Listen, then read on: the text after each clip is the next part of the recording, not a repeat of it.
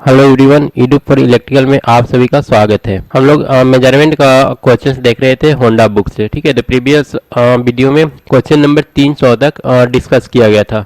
अभी हम लोग आते हैं आगे, देखते हैं 300 से आगे का जो मेजरमेंट का क्वेश्चंस है होंडा में जो दिया है उसे हम लोग देख लेते हैं क्या क्या है। तो आते हैं सबसे पहले क्वेश्चन नंबर 301 में।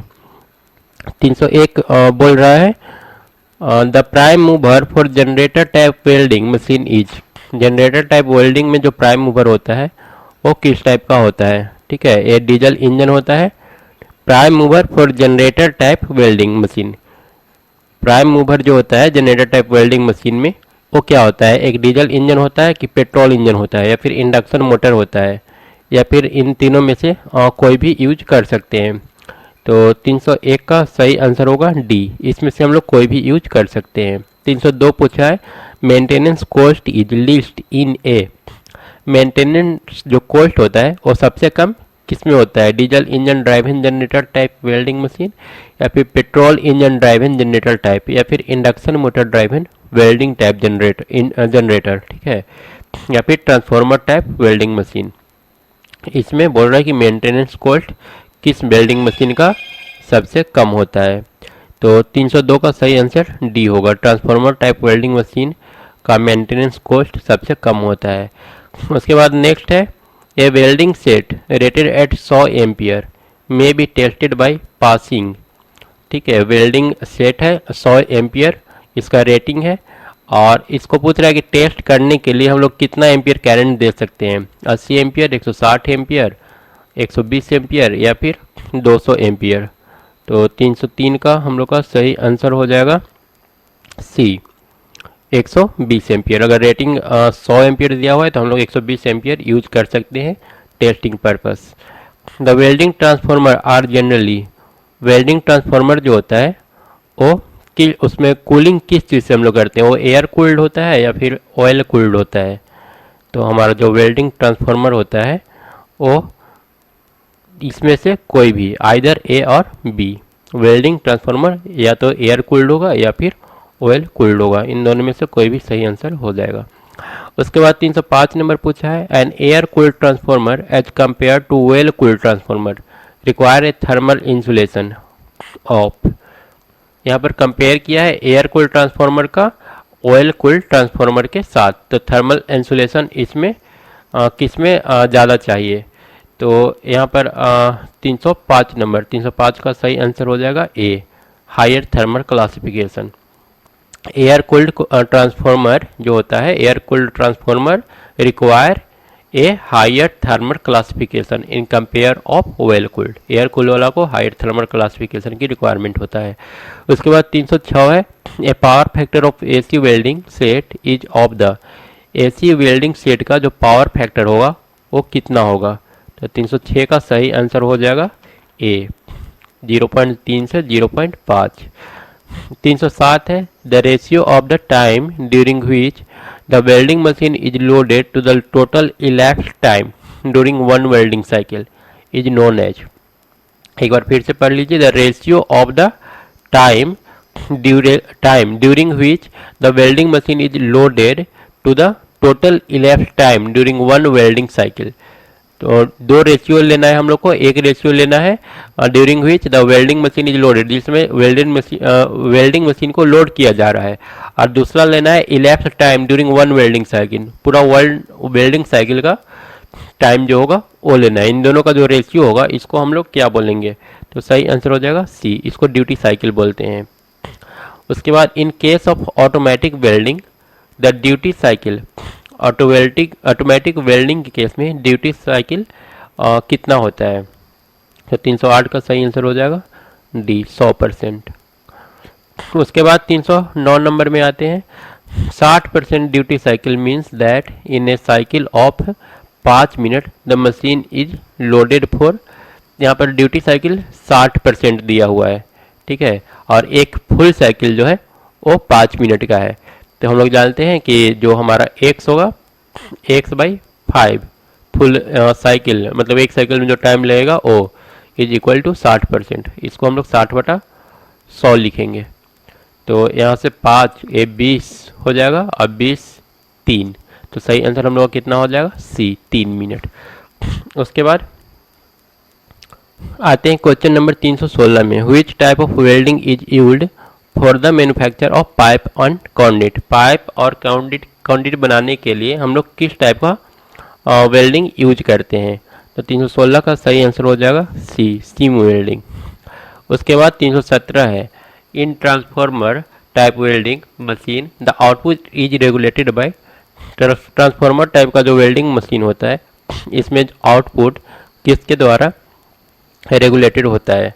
तो 317 का सही आंसर हो जाएगा D, any of the above. मतलब कि या तो मैन्युफैक्चरिंग सन टाइप रेगुलेटर होगा, या फिर चौक कॉइल टाइप रेगुलेटर होगा, या फिर टैप चेंजिंग टाइप स्विच होगा। उसके बाद 318 पूछा है, a transformer that convert the measurand into form of pulse is called. Measurand को पल्स में जो कन्वर्ट कर दे उस ट्रांसड्यूसर को हम लोग क्या बोलेंगे? तो 318 का सही आंसर हो जाएगा डिजिटल ट्रांसफॉर्मर, पल्स में कन्वर्ट करता है। उसके बाद 19 है, which of the following can not be easily melted in resistance furnace. इसमें से कौन सा है जो रेजिस्टेंस फर्नेस में इजिली मेल्ट नहीं होता? तो 319 का सही आंसर होगा high speed steel. High speed steel जो है वो जल्दी मेल्ट नहीं होता है फर्नेस के अंदर। उसके बाद आते हैं क्वेश्चन नंबर 320 में, पूछा है, in which of the following furnace generally pre heated air blowed through.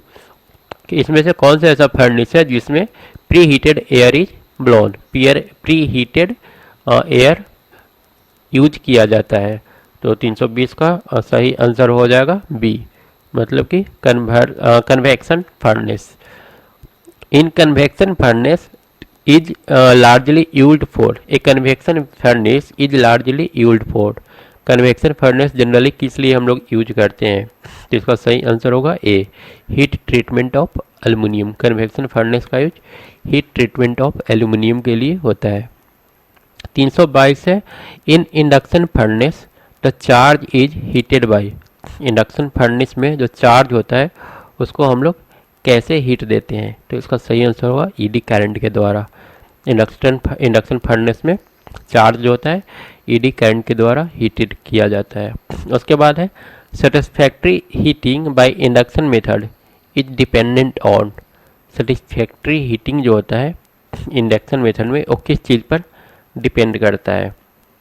तो 323 का हम लोग का सही आंसर हो जाएगा, 323 का डी सही आंसर होगा। इसमें से कोई भी, हीटिंग टाइम हो गया, magnetic leakage between the charge and inductor, all of the above, D इसका सही आंसर होगा।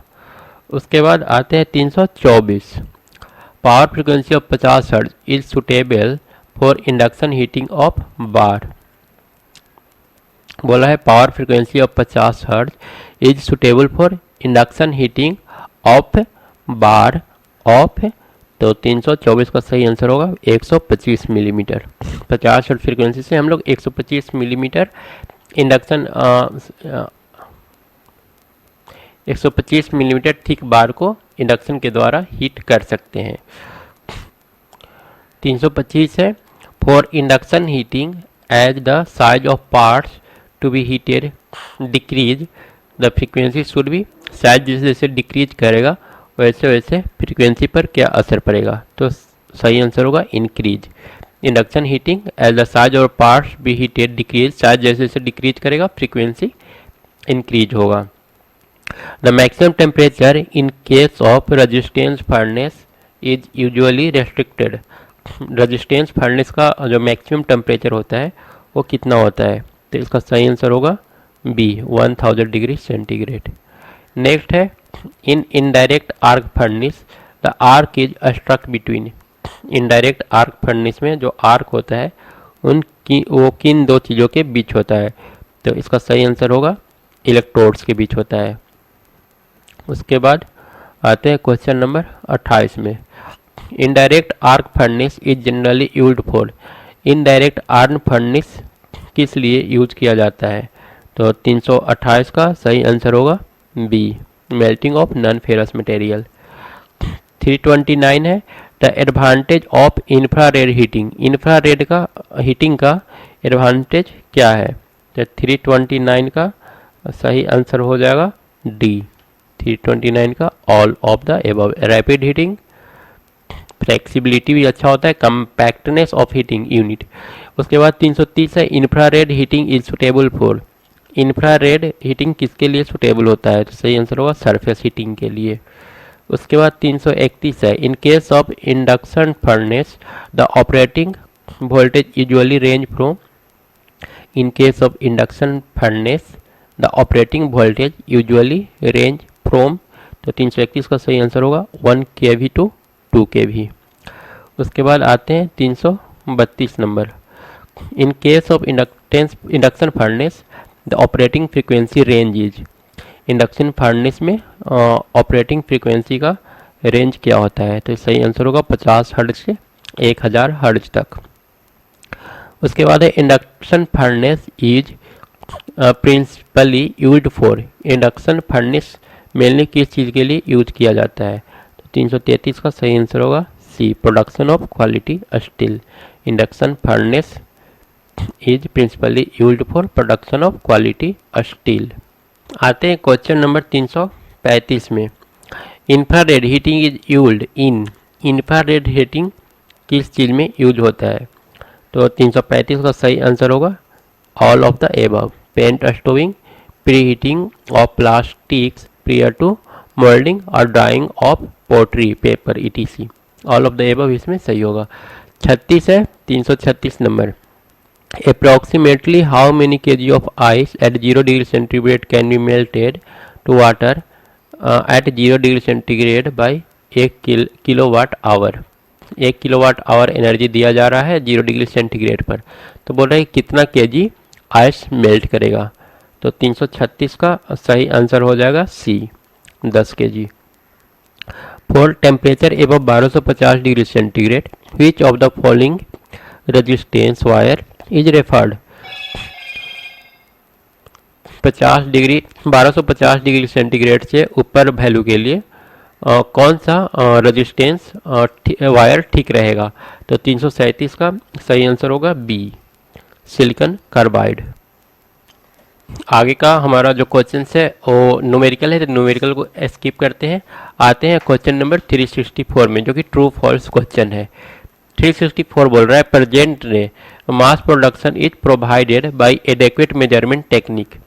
Present day mass production is provided by adequate measurement technique. तो 364 का सही आंसर हो जाएगा ट्रू, ये ट्रू है। Present day mass production is provided by adequate measurement technique. उसके बाद आते हैं 365 में। Induction type instrument are use for the measurement of high voltage DC. Induction type instrument हम लोग यूज कर सकते हैं हाई वोल्टेज डीसी के मेजरमेंट के लिए। तो 365 हम लोग का सही होगा ट्रू। उसके बाद आते हैं 366। Moving iron instrument can be used for measurement of AC up to 1 megahertz. तो 366 फॉल्स हो जाएगा, हाई फ्रिक्वेंसी के लिए हम लोग इसे यूज नहीं करते हैं। उसके बाद है flush mounted instrument project on the board. Flush mounted instrument जो है वो प्रोजेक्ट करता है बोर्ड पर। तो 367 जो हमारा है वो फॉल्स हो जाएगा। तो उसके बाद a multi range ammeter uses universal shunt. 368 बोल रहा है a multi range ammeter uses universal shunt, तो ये ट्रू है। उसके बाद diamond used in instrument where the movement is very heavy. जहाँ मूवमेंट काफ़ी तेज हो वहाँ पर हम लोग डायमंड यूज करते हैं, उस टाइप के इंस्ट्रूमेंट में डायमंड यूज करते हैं। तो 369 हम लोग का ट्रू हो जाएगा। उसके बाद आते हैं 370 बोल रहा है the damping force may be provided by air friction, eddy current और फ्लूइड फ्रिक्शन। डैम्पिंग बोल रहा है कि या तो एयर फ्रिक्शन या फिर ईडी करंट या फिर फ्लूइड फ्रिक्शन से हम लोग प्रोवाइड कराते हैं। तो ये हमारा स्टेटमेंट सही है। उसके बाद 371 बोल रहा है द नंबर इतना हैज 6 सिग्निफिकेंट फिगर। तो ये जो है स्टेटमेंट गलत है। उसके बाद 372 बोल रहा है a multi range volt meter usage A number of graded series resistance. Multi range volt meter जो होता है बहुत सारा ग्रेडेड सीरीज रेजिस्टेंस यूज करता है, तो ये हमारा सही है। उसके बाद 373 में आते हैं, dimension of power is ml² t-3। ये स्टेटमेंट सही है, पावर का जो डायमेंशन होगा ml² t-3 होगा। उसके बाद आते हैं 374 में। 374 बोल रहा है the calibration for AC and DC is same for electrodynamic type instrument, तो ये भी हमारा सही है। उसके बाद 375 electrostatic volt meter is referred for the measurement of 1 mega volt, तो हाई वोल्टेज रेंज के लिए यूज करते हैं इलेक्ट्रोस्टैटिक वोल्ट मीटर, तो ये सही है। उसके बाद 376 permalloy core is used in moving iron instrument to increase its sensitivity, हमारा सही है। उसके बाद आते हैं 377 में the fix coil of a electrodynamometer is used as current coil, इसमें जो फिक्स्ड कॉइल है करंट कॉइल के रूप में यूज होता है, तो ये सही है।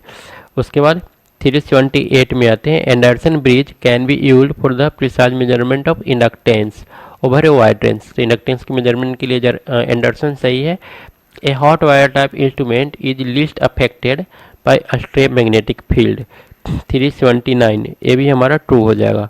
हॉट वायर जो इंस्ट्रूमेंट होता है वो एक्सट्रीम मैग्नेटिक फील्ड के द्वारा लीस्ट अफेक्टेड होता है। उसके बाद 380 है, 380 बोल रहे हैं bimetallic thermometer is ideal for the measurement of temperature of furnace, bimetallic thermometer जो होता है वो फर्नेस का टेम्परेचर मेजर करता है, तो ये भी हमारा सही है।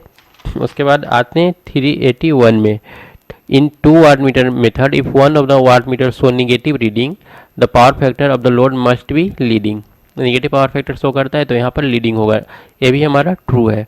उसके बाद 382 है volt meter sensitivity is defined in ohm per volt, 382 बोल रहा है कि जो वोल्ट मीटर सेंसिटिविटी होता है वो हमारा ओम पर वोल्ट में डिफाइन होता है, तो ये भी सही है।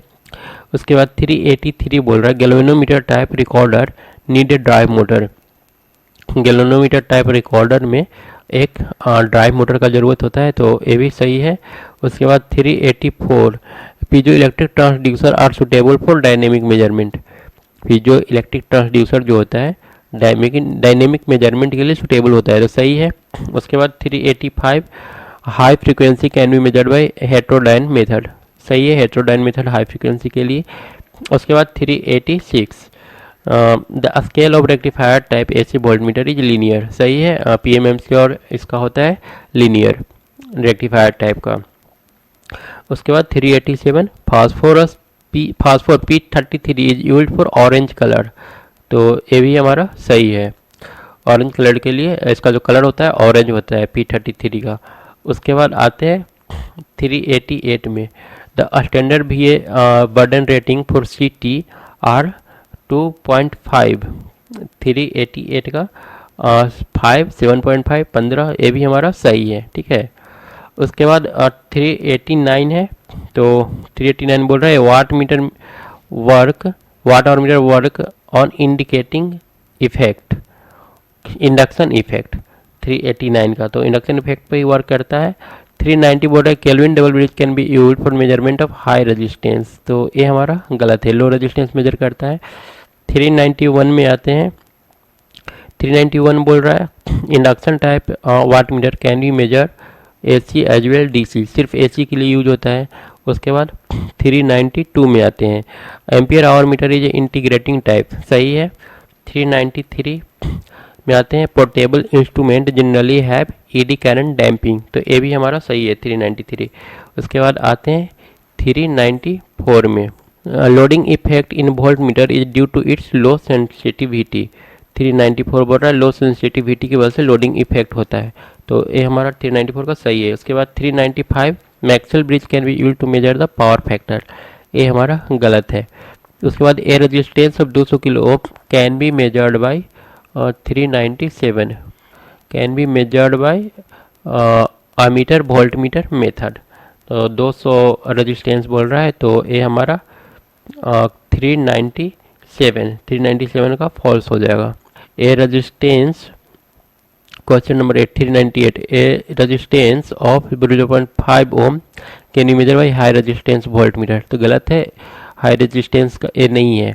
उसके बाद आते हैं 399 में in hot wire instrument the sensing wire is made of copper, तो हॉट वायर में सेंसिंग कॉपर का नहीं बना होता है, गलत है।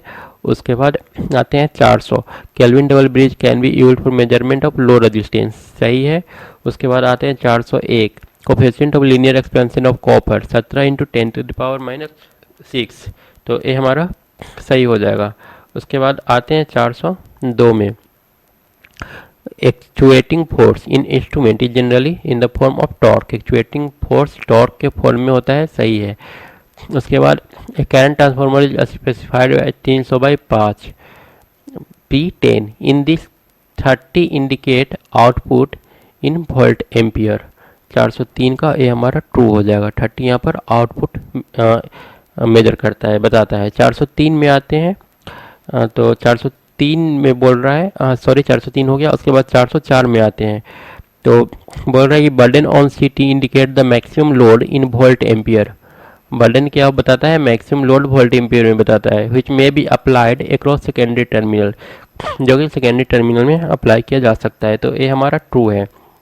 उसके बाद 405 में आते हैं, in shunt type ohm meter the maximum deflection point is mark infinite, shunt type ohm meter में मैक्सिमम जो डिफ्लेक्शन पॉइंट होता है वो इन्फिनाइट पर होता है, तो ये सही है। उसके बाद आते हैं 406 number, a self balancing potentiometer use in laboratory only, गलत है। उसके बाद आते हैं 407, two hole in a disc of energy meter are drilled at the opposite side of the spindle to eliminate creeping at no load, तो ये सही है। उसके बाद आते हैं 408 नंबर में, 408 बोल रहा है 408, a temperature of 1700 kelvin can be measured using electrical strain गज, ये गलत है। उसके बाद 409 में आते हैं, moving iron instrument are free from aging error, गलत है, एजिंग एरर होता है इसमें। A moving iron ammeter can be safely used up to frequency 1500 hertz, तो 410 का ट्रू हो जाएगा। 411 है, Hall effect is uniflux type instrument, तो 411 का ट्रू है। 12 का standard resistor is made from platinum, false है, स्टैंडर्ड रजिस्टर प्लेटिनम का बना हुआ नहीं होता है। 413 है, resolution of A instrument is the smallest measured input change, जो रेजोल्यूशन होता है वो है स्मॉलेस्ट मेजरमेंट इनपुट चेंज, तो 413 सही है। आते हैं क्वेश्चन नंबर 414 में, आगे जो क्वेश्चन है 414 से लेकर के 463 तक, ये हमारा जो क्वेश्चन मिलेगा वो सारा रिक्त स्थान को fill in the blank type of question है। तो आते हैं 414, बोल रहा है axle of the moving system is pivoted between jewel bearing, इसका सही आंसर होगा ज्वेल बेयरिंग, ज्वेल बेयरिंग के बीच में जो होता है एक्सेल मूविंग सिस्टम का पिवोटेड किया हुआ रहता है। उसके बाद 415 है, the potentiometer is usually calibrated by means of a standard cell, यहाँ पर हो जाएगा standard cell, potentiometer is usually calibrated by means of a standard cell.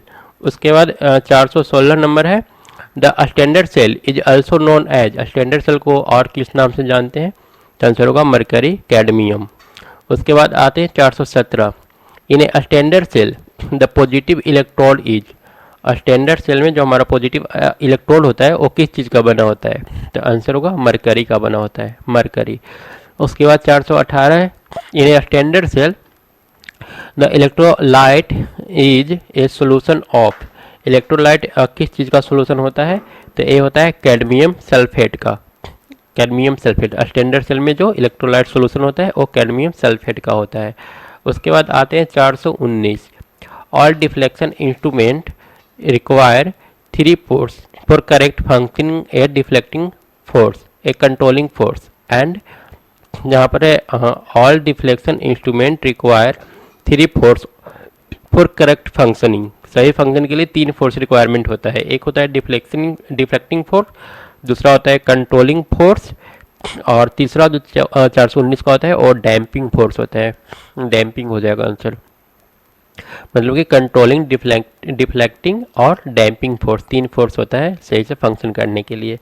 उसके बाद आते हैं 420 में, 420 बोल रहा है the electrodynamic instrument differ from PMMC instrument by the use of, electrodynamic instrument जो होता है वो पीएमएमसी इंस्ट्रूमेंट से किस तरह डिफरेंट होता है, और इसमें हम लोग को इंस्टीड ऑफ परमानेंट मैग्नेट को छोड़ करके तो ए हो जाएगा 420 का स्टेशनरी कॉइल, यहाँ पर सही आंसर हो जाएगा स्टेशनरी कॉइल होता है।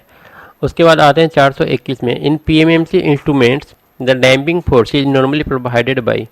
421 डैम्पिंग फोर्स पीएमएमसी में हम किसके द्वारा प्रोवाइड करते हैं, तो आंसर होगा eddy current.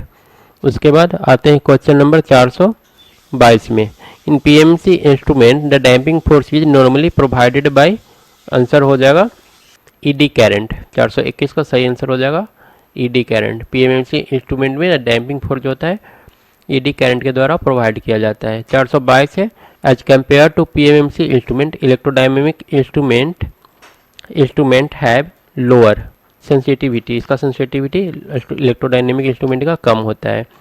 The electrodynamic instrument have 433 non linear scale, इसका स्केल लीनियर नहीं होता है। उसके बाद 424 है, in a deflecting instrument deflecting torque is equal to, 424 का सही आंसर हो जाएगा कंट्रोल टॉर्क। डिफ्लेक्टिंग इंस्ट्रूमेंट में डिफ्लेक्टिंग टॉर्क कंट्रोल टॉर्क के बराबर होता है। 425 हो जाएगा, in electrodynamic instrument the field coil pass the load current या फिर सप्लाई वोल्टेज, यहाँ पर हो जाएगा supply voltage. Load current and the moving coil carry a current proportional to supply voltage.